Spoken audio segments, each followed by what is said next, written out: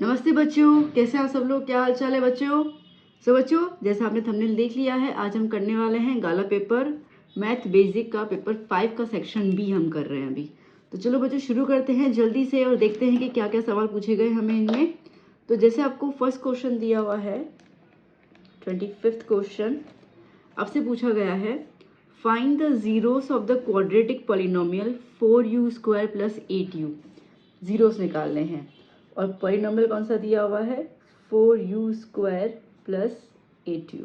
ठीक है, तो चलो अब बेटा यहाँ पर हम लोग 4u² + 8u = 0 लगा देंगे। जीरोस निकालना है ना। ओके, अब बेटा यहाँ पे आप देखो तो 4 और 8 दोनों में कॉमन 4 आएगा, क्योंकि 4 के डबल में 8 आता है ना। 4 2 = 8, तो एक तो 4 मैंने कॉमन निकाल दिया। अच्छा, अब यहाँ पे आप देखो u² और यहाँ पे u है, तो दोनों में u सेम नज़र आ रहा है ना, तो u भी कॉमन निकाल दिया। अब देखो बेटा, ये 4 बाहर आ गया, ये u² मतलब कि 2 u है, तो उसमें से एक u बाहर आ गया, एक u बच गया ना, तो उसको अंदर डाल दिया। ये 8 क्या है? 8 जो है वो है 4 2 = 8 है ना, तो 4 तो बाहर लिख दिया, बाकी क्या बचा? 2 बचा। और ये u जो है बाहर निकाल दिया, अब इसके पास तो एक ही u है और वो बाहर आ गया कॉमन का मतलब, तो यहाँ पे कुछ बचा नहीं, तो = 0। ठीक है, तो हमारे पास क्या आया? 4u = 0 और u + 2 = 0। बेसिकली हमारे पास दो ब्रैकेट आ गए ये वाले। ठीक है, एक 4u आया और एक u + 2 आया। तो 4u को हम देखें तो u = 0, ये 4u से मल्टीप्लाई में है तो यहाँ पे डिवाइड में चला जाएगा, तो 0/4 तो 0 ही होता है, तो इसका मतलब u की वैल्यू क्या हो गई? 0 हो गई।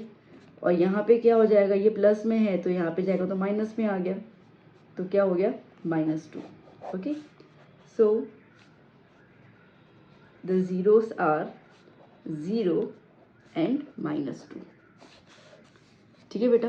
ओके, नेक्स्ट 26 क्वेश्चन क्या कह रहा है बेटा? Find a quadratic polynomial for which the sum and product of the zeros are 0 and √5।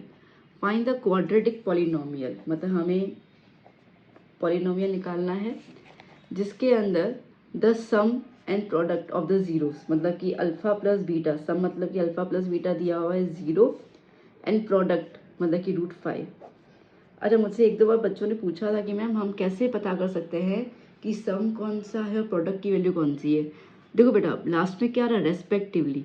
Respectively का मतलब है कि जो पहला आपको दिया हुआ है वैल्यू, वो पहले वाले के ऊपर जाएगा। जैसे कि यहाँ पे फॉर विच द सम है ना, मतलब कि 0 जो है वो सम के साथ जाएगा, फिर क्या आ रहा है? प्रोडक्ट, तो उसके बाद क्या क्या है? √5, तो प्रोडक्ट के साथ जाएगा।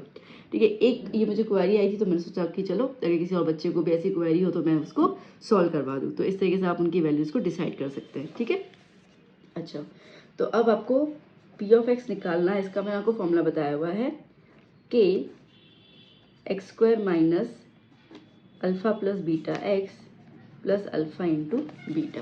ठीक है, ये उसकी वैल्यू है। सो p(x) = k x² - alpha plus beta क्या है? 0 है ना, इस जगह 0 लगा दिया, ये x, और अल्फा इंटू बीटा क्या है? √5। सो k x², अच्छा अब 0 इंटू एक्स तो 0 हो जाता है। ठीक है, तो ये तो रहा ही नहीं, अब क्या बचा? प्लस √5। ठीक है, तो हमारे पास पॉलिनोमियल क्या आ गया? x² + √5, ये आ गया हमारा polynomial. Done. Okay, next question. So now बच्चों 27th क्वेश्चन।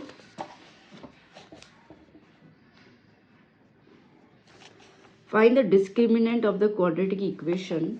ओके, सॉरी, आपको डी निकालना है।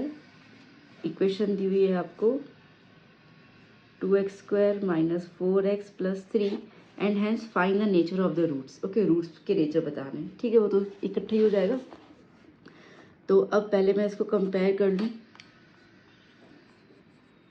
ax² + bx + t, ये जो फॉर्मूला है वो स्टैंडर्ड क्वाड्रेटिक इक्वेशन का फॉर्मूला रहता है, जिसके अंदर a की वैल्यू 2 है, b की वैल्यू -4 और c की वैल्यू 3। ठीक है। चलिए फॉर्मूला क्या होता है, d is equals to B square minus 4ac। So d is equals to B की जगह पर -4, a की जगह पर 2 और c की जगह पर 3। -4 का स्क्वायर 16, ठीक है, 4 का स्क्वायर 16 होता है, माइनस का प्लस हो जाएगा। 4 2 ज़ा 8, 8 3 ज़ा 24, ठीक है।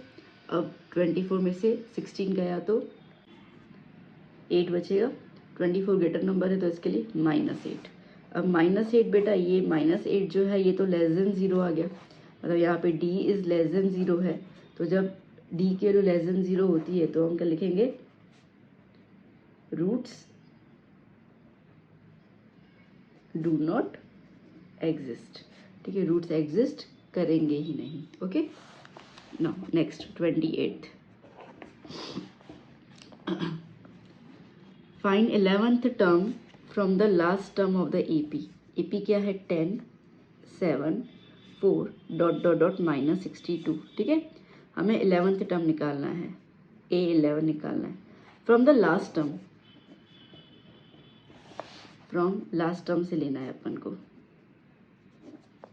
ओके देखो बेटा, अब लास्ट टर्म यहाँ से काउंट करना है अपने को, ठीक है। तो A हमारा हो जाएगा -62, ये तो क्लियर हो गया। अच्छा D क्या होता है बेटा, D होता है A1 A2 -A1, यही होता है ना। तो अब मेरी बात को समझो, जब लास्ट से लेते हैं हम लोग, ठीक है, तो A2 -A1 हमारा ये फॉर्मूला रहता है बेसिकली। तो A2 क्या है 7, A1 क्या है 10, तो आंसर क्या आया -3, ठीक है। परंतु हमें लास्ट टर्म से लेना है ना, तो लास्ट टर्म से लेना है, इसके लिए इसका साइन अपोजिट हो जाएगा। तो यहाँ पर, ठीक है, D क्या लो गया 3 अगेन, बिकॉज क्यों, because we are starting from the last term.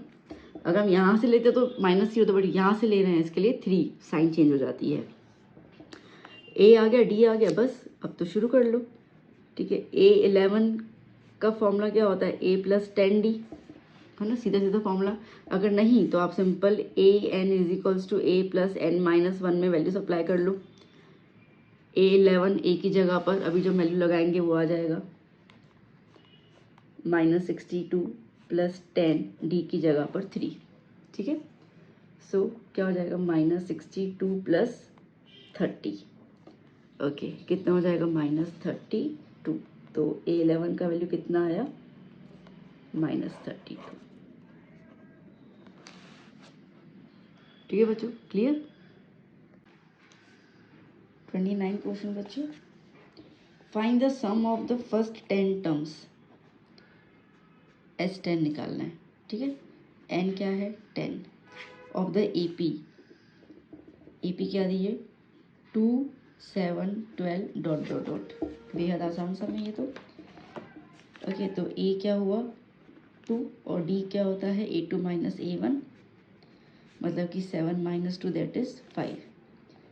तो आपको यहाँ पे SN का फॉर्मूला लगाना है, SN is equals to n/2 2A + n-1 D, ठीक है।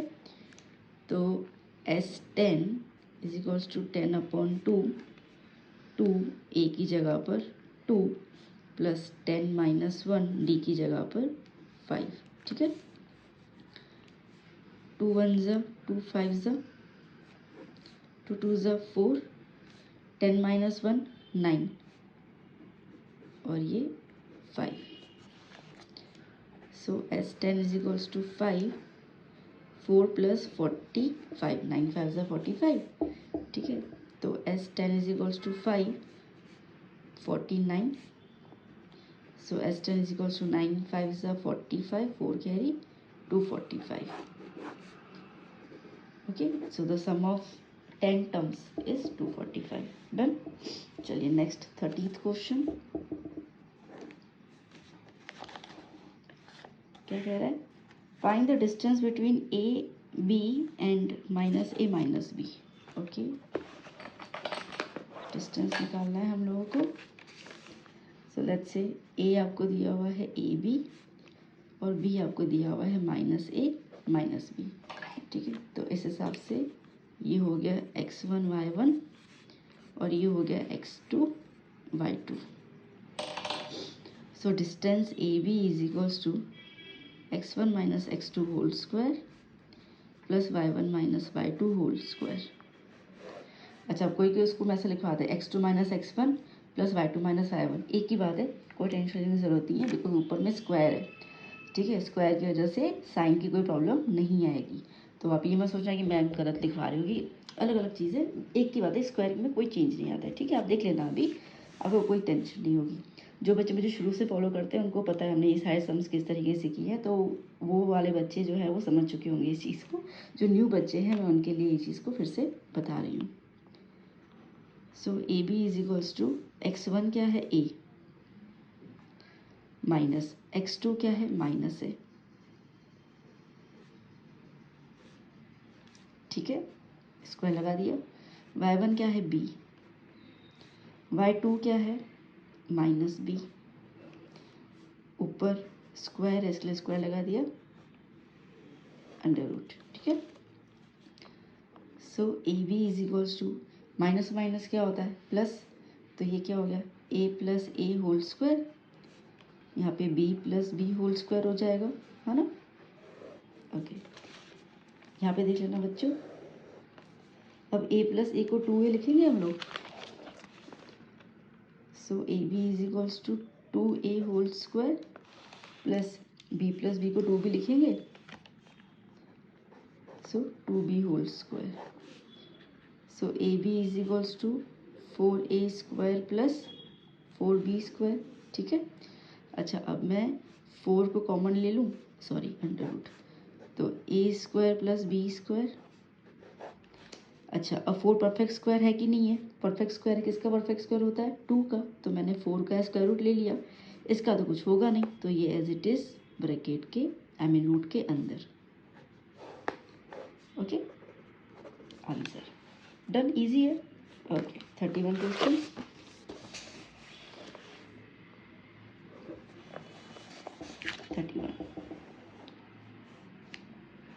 Find the relationship between x and y such that the point xy is equidistant from the point 7,1 and 3,5. Okay, दो पॉइंट्स हैं. लेट्स से ए और B. ए की coordinates हैं 7,1 और B के हैं 3,5. ठीक है, find the relation between X Y such that the point X Y is equidistant. समझो कि यहाँ पे पॉइंट पी है, जैसे कोऑर्डिनेट्स है एक्स वाई, और ये इनके इक्वल डिस्टेंस पर है. ठीक है, इक्वी डिस्टेंस पर है, तो हमें इसका रिलेशन निकालना है. देखो बेटा, अब अगर ये इक्वल डिस्टेंस पर है इसका मतलब ये है ना कि A P is equals to P B, है ना. अच्छा, इसका मतलब है कि A P square is equals to P B square. ठीक है, अच्छा अब ए पी निकालना हो तो डिस्टेंस फॉर्मूला लगा सकती हूँ मैं. ओके, तो डिस्टेंस फॉर्मूला क्या है x1 minus x2 whole square plus y1 minus y2 whole square. ठीक है, अच्छा मैं यहाँ पे रूट नहीं लगाऊंगी क्योंकि मैंने अभी स्क्वायर लिख दिया है. अगर मैं स्क्वायर नहीं लिखूँ ना तो ये रूट लग जाएगा. ठीक है, तो आप रूट लगा सकते हो अगर आप ये वाला नहीं लिख कर सिर्फ ये लिखोगे तो इट्स ओके. ओके, क्योंकि सीधी बात है, अगर आप कोई भी रूट है उसका जब आप स्क्वायर करते हो तो रूट और स्क्वायर हट जाता है ना, तो बस बात तो वहीं आ रही है और कुछ नहीं है. सिमिलरली पी बी के लिए भी क्या हो जाएगा, पी बी के लिए भी हो जाएगा same formula x1 minus x2 whole square plus y1 minus y2 whole square.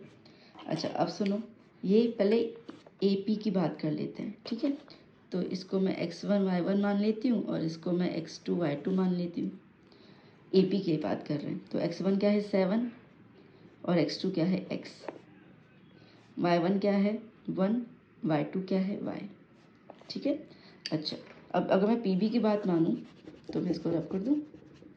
ठीक है, मैं पी बी की बात मानूँ तो पी बी के लिए x1 y1 इसको ले लेती हूँ और x2 y2 इसको ले लेती हूँ. ठीक है, तो ये पी बी के लिए लिख देते हैं हम लोग. x1 की जगह पर x, x2 की जगह पर 3, y1 की जगह पर y, y2 की जगह पर 5. ठीक है, बस अभी आप साफ साफ देख सकते हैं यहाँ पर एक अननोन टर्म है और एक न्यूमेरिक वैल्यू है, तो यहाँ पे a minus B whole square वाला फॉर्मूला लगेगा. ठीक है, तो a minus B whole square का फॉर्मूला क्या होता है a square minus 2ab plus B square. ठीक है, तो इस फॉर्मूला को याद करके चारों में लगाना है. तो ए स्क्वायर मतलब कि 7 स्क्वायर माइनस 2, ए की जगह पर 7, बी की जगह पर x प्लस बी स्क्वायर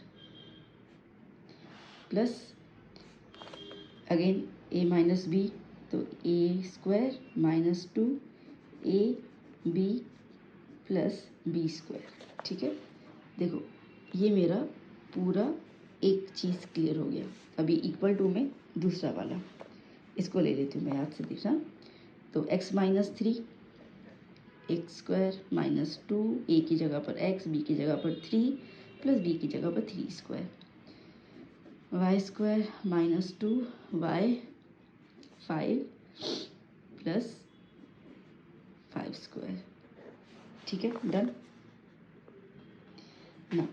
7 का स्क्वायर 49, 2 7 ज़ा 14x प्लस एक्स स्क्वायर, 1 का स्क्वायर 1 माइनस 2 वाई ज़ा 2y plus Y square is equals to X square, 2 3 ज़ा 6x प्लस 3 का स्क्वायर 9 प्लस वाई का स्क्वायर माइनस 2 5 ज़ा 10y प्लस 25। ठीक है, चलिए 49 plus 1 50 minus 14x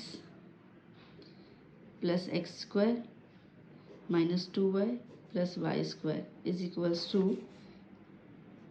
x square minus 6x 9 plus 25 कितना हो जाएगा 34 plus 34 minus 10y plus Y square. ठीक है, अच्छा अब आप देखो ये X square cancel out, equal to में सेम साइन है, Y square cancel out, equal to में सेम साइन है। क्या बचा मेरे पास 50 minus 14x minus 2y is equals to minus 6x plus 34 minus 10y। ठीक है, तो इसको पूरा इकट्ठे यहाँ पे ले लेते हैं अपन। 50 minus 14x minus 2y plus 6x minus 34 plus 10y equal to 0। इस पूरे टर्म को यहाँ पे ले लिया, इसके लिए देखो साइन चेंज हो गई। क्या हो गया 6x माइनस 14x तो minus 8x, 2y minus 2y plus 10y plus 8y। Okay 50 minus 34 16 equal to 0। 8 common निकाल दो आप, तो क्या आएगा minus X plus Y plus 8 equal to plus 2। यहाँ पे 8 कॉमन निकाल दिया ना। ठीक है, इसको फिर से लिख देती हूँ मैं। यहाँ पे देखो 8 कॉमन निकाल दिया तो माइनस एक्स बचा, यहाँ पे प्लस वाई बचा। 16 कब आता है 8 2 जा 16, तो 8 तो बाहर आ गया, 2 इज इक्वल टू 0। अच्छा अभी 8 यहाँ पे चला जाएगा तो गायब, तो अभी 8 तो लिखने की ज़रूरत है नहीं, तो सिंपल हम लोग क्या लिख देंगे minus X plus Y plus 2 equal to 0। आप इसको ऐसे भी छोड़ सकते हैं, आपको अगर इसको इक्वल टू के हिसाब से छोड़ना है तो आप एक और काम कर लो। जैसे x माइनस में है ना तो खटक रहा है आँखों में, ठीक है, x ज़्यादातर अपन प्लस में देखने की आदत है, तो एक काम कर लेते हैं, ये दोनों टर्म्स को यहाँ पे शिफ्ट कर लेंगे। तो माइनस एक्स यहाँ पे जाएगा तो क्या हो जाएगा प्लस एक्स, वाई यहाँ पे जाएगा, समझो आप यहाँ पे ले रहे हो तो प्लस का क्या हो जाएगा माइनस, ठीक है, इक्वल टू में 2 तो यहीं का यही है, तो क्या हो जाएगा x minus Y is equal to 2। एक ही आंसर है। ठीक है, मतलब दोनों ठीक ही है, थोड़ा सा अपन ने रीअरेंजमेंट कर लिया, दैट्स इट। चलिए नेक्स्ट क्वेश्चन 31 तो हो गया, 32।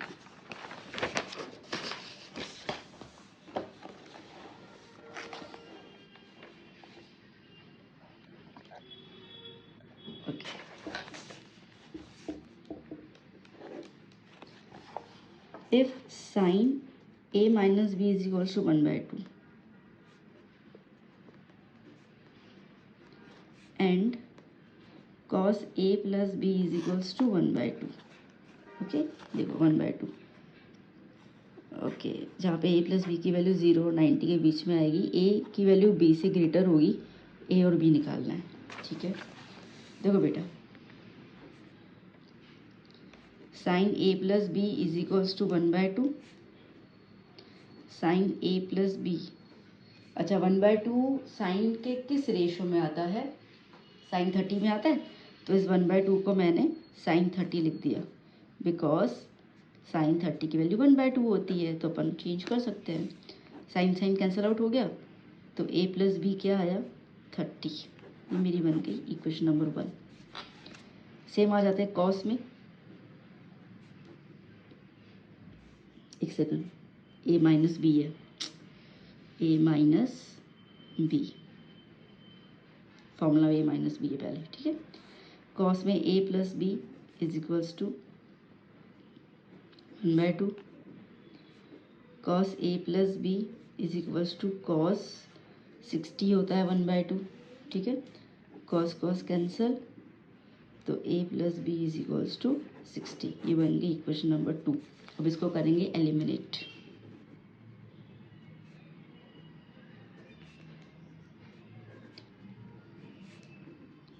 a minus B is equals to 30, a plus B is equals to 60, cancel out हो गया, a plus a 2a, 2a is equals to 90, a is equals to 45, 90 divide by 2 45 हो जाएगा ना।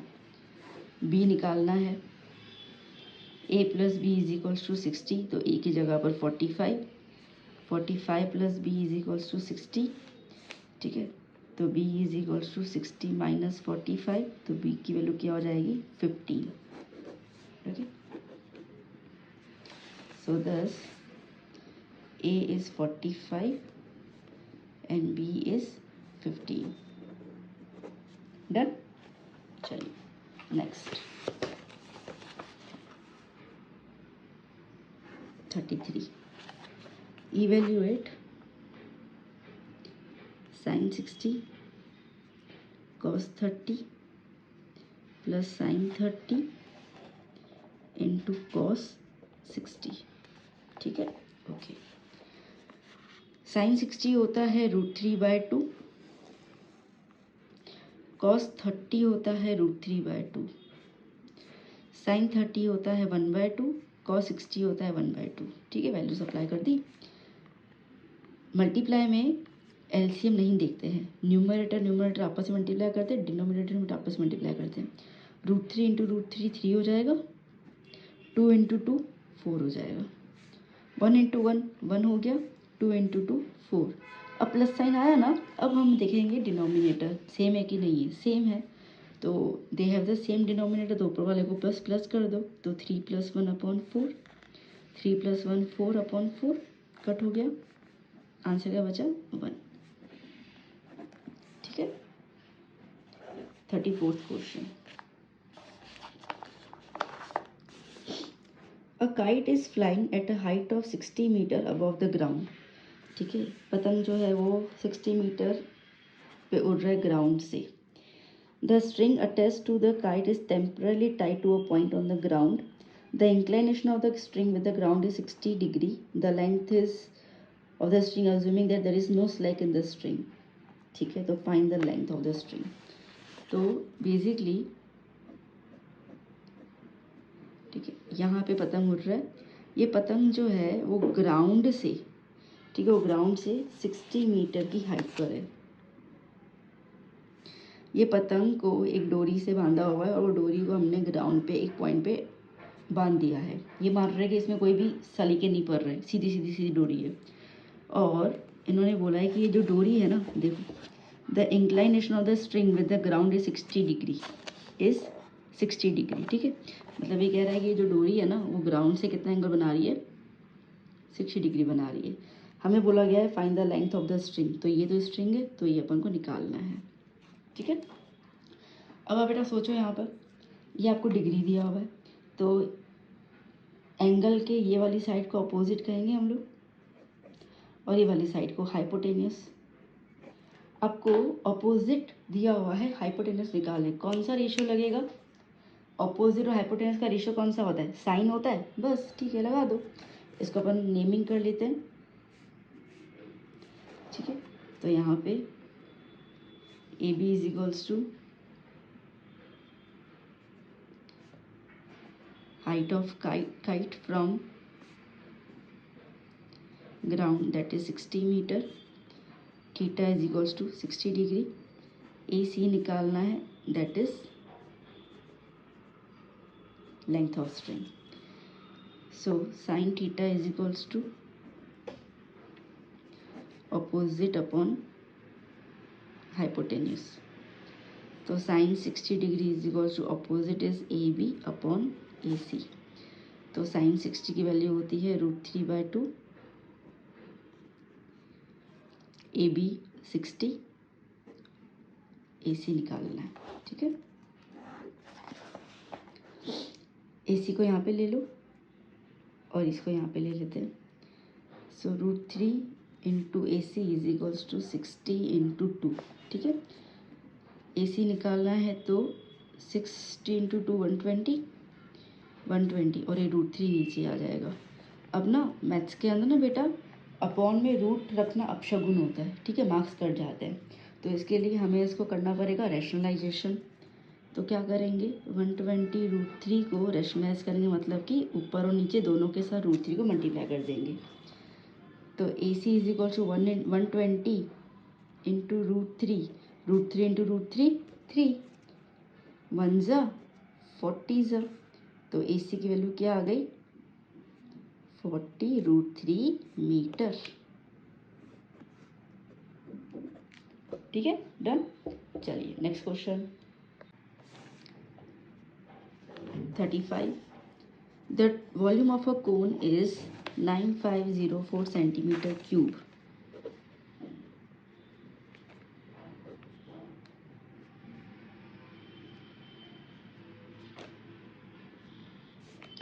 And the radius of the base is 18 centimeter. Find the height of the cone. ठीक है, बस ठीक है, आसानी है। क्या है, वॉल्यूम ऑफ कोन का फॉर्मूला क्या होता है बेटा 1/3 पाई r स्क्वायर h, है ना। वॉल्यूम ऑफ कोन आपको दिया हुआ है 9504, 1/3 पाई की वैल्यू 22/7, रेडियस आपको दिया हुआ है 18, उसका स्क्वायर कर लेते हैं और h आपको निकालना है। जो निकालना है उसकी जगह पे वही लिख दिया, बाकी जो दिया हुआ इसको हमने रिप्लेस कर दिया। तो 9504, ये जो नीचे टर्म्स है उसको यहाँ पे ले ले मल्टीप्लाई में, तो 3 और ये 7 भी नीचे ऊपर आ जाएगा, अपॉन ये जो ऊपर वाले इसको नीचे ले लेते हैं, 22 नीचे आ गया, 18 का स्क्वायर नीचे आ गया, is equals to h। So 9504 into 3 into 7 upon 22 into 18 को 2 बार लिख दिया, ठीक है। करें कैलकुलेशन अभी, देखो बेटा 3 1 ज़ा 3 6 ज़ा 18, एक ये लगा दिया मैंने, 2 का डबल लगेगा, 2 3 ज़ा 6, 2 4 ज़ा 8 1 कैरी, 2 7 ज़ा 14 1 कैरी, 2 5 ज़ा 10, 2 2 ज़ा 4, 2 11 ज़ा, 2 2 ज़ा 4, 2 3 ज़ा 6 1 कैरी, 2 7 ज़ा 14 1 कैरी, 2 6 ज़ा 12। ओके, एक बार इसको प्लस कर लेते हैं, 2 + 3 6, 6 + 7 13, 13 + 6 19, 3 से तो नहीं जाएगा ये, ठीक है।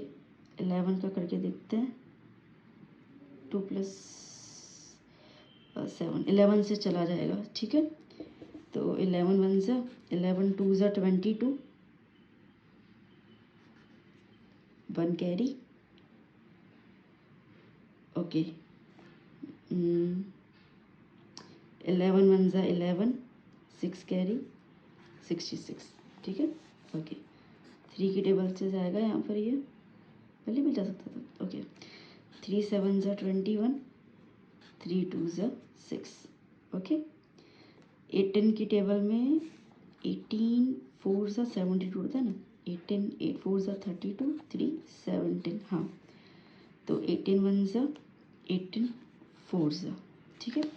तो क्या बच गया मेरे पास यहाँ पे एक तो 4 बचा हुआ है और पूरा देखो तो 7 बचा हुआ है। तो 4 into 7 is equals to h, तो h is equals to 28 centimetre. ठीक है, डन। Okay, next 36 question.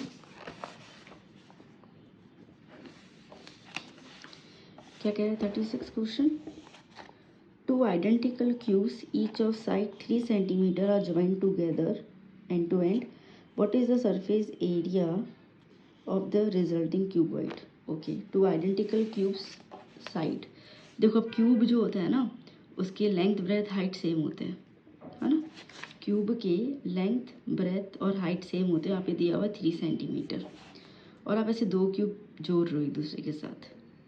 ठीक है, तो अब आप इसके 2 क्यूब जोड़ोगे ना तो इसके अंदर क्या हो जाएगा, इसके अंदर देखो जो इसका लेंथ है ना वो चेंज हो जाएगा, क्योंकि लेंथ 3 और 3 ये मिला के कितना हो जाएगा 6 हो जाएगा।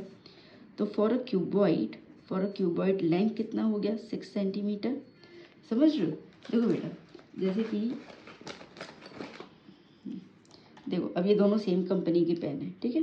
तो अब अगर मैं इसको यूँ ज्वाइन करती हूँ तो क्या होगा, इन दोनों का लेंथ समझो ये 6 सेंटीमीटर, ये 6 सेंटीमीटर है, ठीक है। इन दोनों का लेंथ मिला दो तो 12 सेंटीमीटर हो गया ना। तो लेंथ चेंज हो जाएगा, बट क्या इसकी जो पूरी थिकनेस है ये भी चेंज होगी क्या, ये बढ़ जाएगी क्या? नहीं ना, वो तो एज इट इज़ है, खाली लेंथ चेंज हो रहा है ना, बाकी तो एज इट इज़ है। तो इसमें भी खाली लेंथ चेंज होगा 3 + 3, बाकी एज इट इज़ मतलब कि जो ब्रेथ, ठीक है, जो इसका ब्रेथ होगा 3 सेंटीमीटर वो इस क्यूबॉइड के लिए भी सेम हो जाएगा और जो इसका हाइट रहेगा वो भी सेम हो जाएगा। ठीक है, ये क्यूब के लिए। तो उन्होंने बोला है कि क्यूबॉइड का आपको क्या निकालना है, टोटल सरफेस एरिया TS से। तो फॉर्मूला होता है 2LB + BH + HL।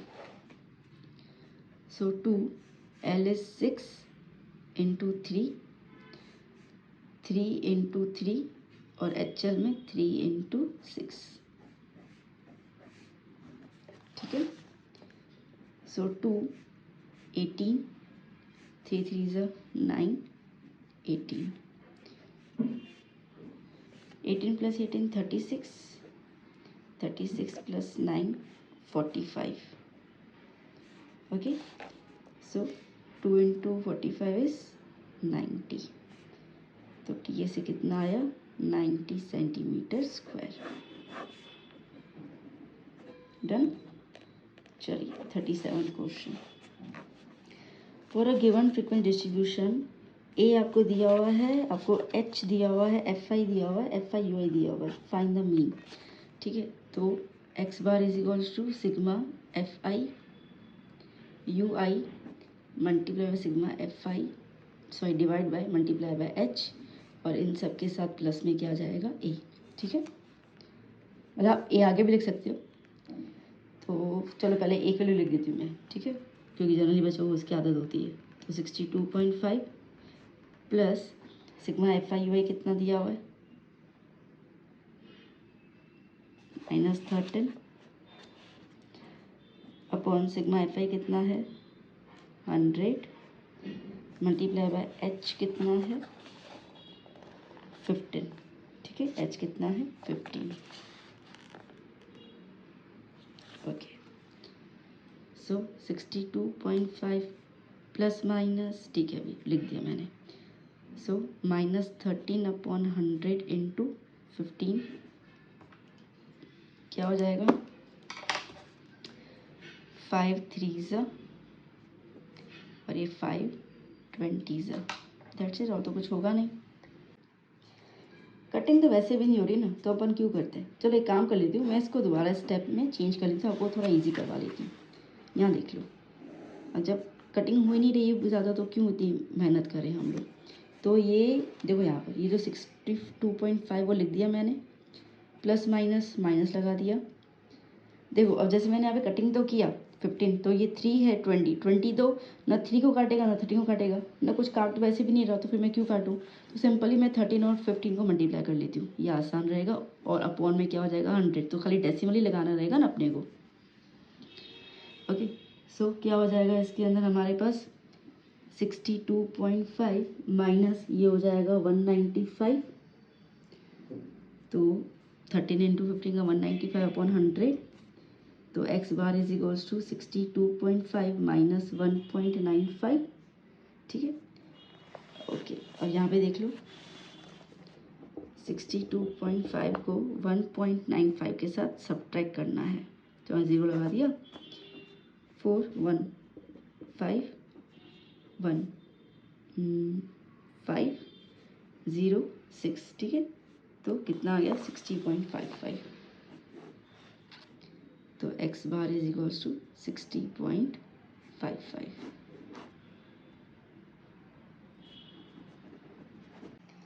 ठीक है बच्चों, तो यहाँ पे हमारा पेपर 5 का सेक्शन भी कंप्लीट हो गया। आप इसकी अच्छी से प्रैक्टिस कर लीजिए। मैं बाकी सारे सेक्शंस आपको जल्दी से प्रोवाइड करती जा रही हूँ। वीडियो कैसा लगा ज़रूर बताइएगा। Do comment and like and please subscribe if you are new to the channel. अब मिलेंगे हम नेक्स्ट वीडियो में। Till then keep study, keep hard working. Bye bye, take care बच्चा।